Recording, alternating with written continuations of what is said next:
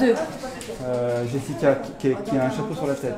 Les coiffures, le maquillage, les costumes, l'éclairage bien sûr. Rien n'est laissé au hasard lorsque Philippe Lucchese reconstitue avec ses modèles des chefs-d'œuvre de l'histoire de l'art. Le photographe tourangeau commence une nouvelle série consacrée aux maîtres du XVIIe siècle. Aujourd'hui, Rembrandt et sa leçon d'anatomie, toujours conjuguée exclusivement au féminin.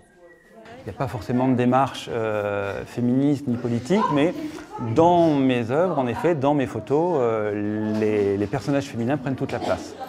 Donc ce qui fait qu'en effet, on se retrouve sur des photos comme celle-ci où il y a 9 personnages masculins au départ, que des médecins et ce corps d'hommes. On va se retrouver avec 9 personnages féminins.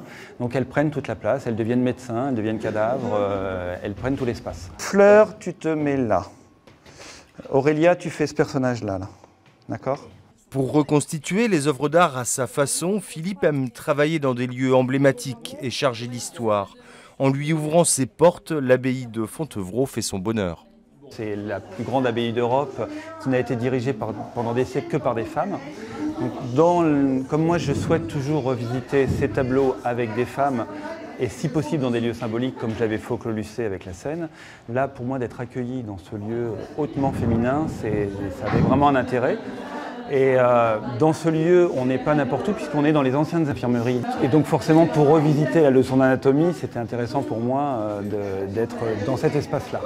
L'expo à Tours de Philippe Lucchese au printemps dernier a connu un vrai succès populaire.